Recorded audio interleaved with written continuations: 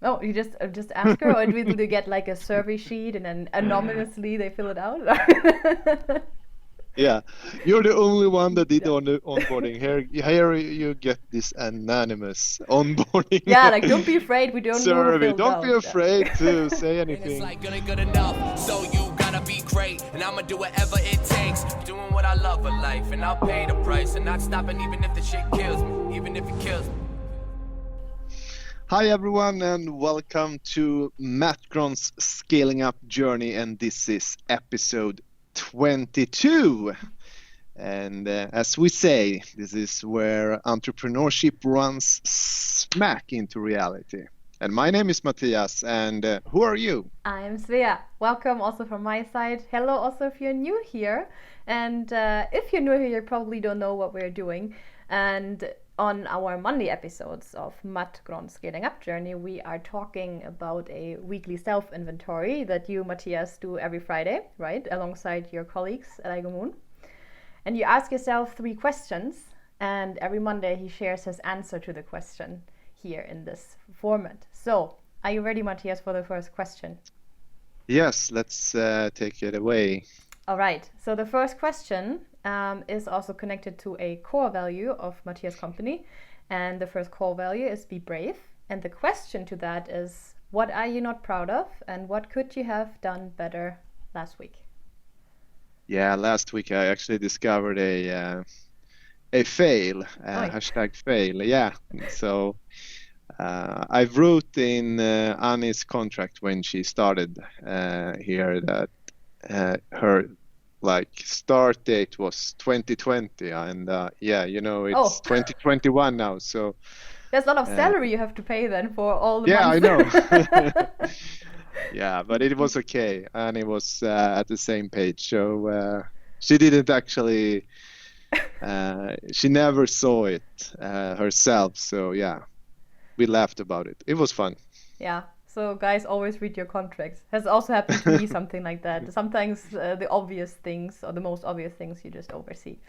But it was a classic thing, in the beginning of the year, and it was, yeah, when you already write 2021, but you wrote 2020, so yeah, like back in school when you wrote the date on your like workbook, and then for the first 3 months of the year you always had to correct the number. I know. Yeah, we've all been yeah, there. yeah. Then let's move on to the second question of the self inventory, and that is connected to your core values, stay crisp. And the question is, what did you learn? That it's 2021, I guess. Yeah, it's 2021. Yeah, but so last week, I and Annie, we actually did official onboarding. And it was fun. We finished up the first onboarding with a new onboarding framework. So that's a victory. And I mean, even if there is a lot of things we can improve with this new process, it was a nice feeling to actually, being. It was a nice feeling using this framework, and what I learned here was actually that instead of pushing through the first week, I think there could be a good idea to actually put it into more, put space between different parts of the onboarding, so the person actually gets some opportunity to reflect and maybe catch up. So that's a big takeaway. But I'm really, I think it's really good that we now have something we can call like an onboarding instead of an orientation. This is where this is where the bathrooms are. Welcome to iGoMoon. Here's your computer. Let's work. So that was good, but I think the only one that can judge it is actually Annie. Yeah. So let's see what she says in the onboarding survey. Oh, you do a survey afterwards with everyone? Yeah. How does that go? Yeah, I ask her. Oh, you just ask her, or do they get like a survey sheet and then anonymously they fill it out? Yeah, you're the only one that did on the onboarding. Here you get this anonymous onboarding. Yeah, like don't be afraid. We don't know who survey. filled Don't be out. afraid to say anything. Let's move over to the last question of the self-inventory, and that is connected to have fun, and that's my favorite question of the week. What have you been celebrating this week, and who did you give kudos to? Last week I gave kudos to Fanny. I think she's doing a lot of good work. There's a lot of creativity she's pouring out over our customers. I really like that. I can't wait to have her full time. What does Fanny do? Can you explain? She's a UX UI designer. So she's working part-time here now because she's doing a thesis at the university. But she will full-time in June. Okay, so she's finishing her studies in the summer and then coming full-time. Nice. Yeah. And anything you celebrated this week? Any victories at iGoMoon? Something that I was talking about. I was not talking about. I was thinking about was actually about the recruitment process, because we are doing a lot of interviews now, and as we have been talking about before, as the CEO, I'm kind of having the first interview with people, like the culture interview, and I can really see how I'm looking for people that talk genuinely about their own values. When I present our culture code, and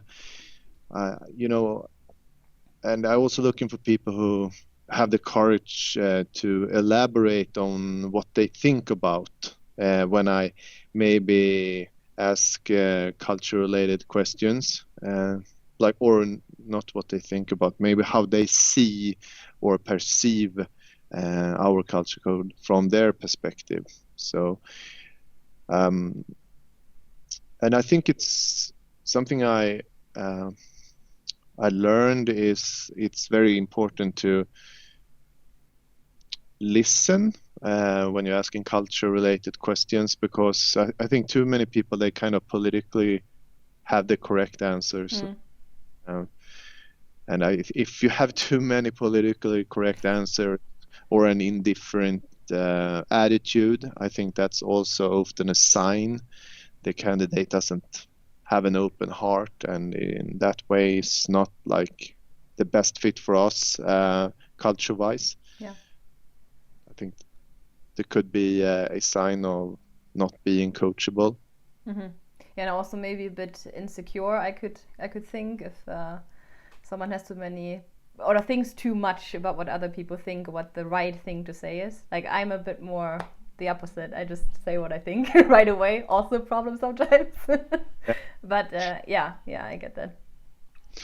Yeah, because it's such a important trait to have to survive in this kind of client work we are doing. So yeah. Hire for culture fit was something I talked about. Hire for what? Sorry, I didn't hear it. Culture fit. All right. Yes, and so I think about actually adding to the application, adding a like a questionnaire,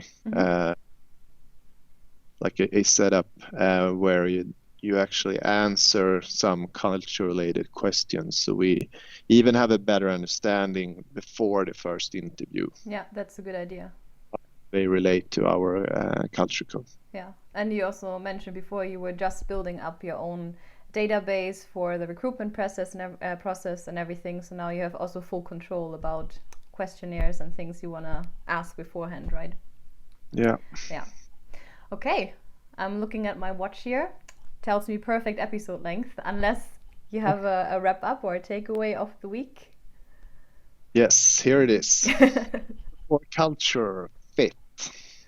Thanks for watching. Thanks for watching, and don't forget to like and subscribe. I'm a YouTuber now. I've practiced.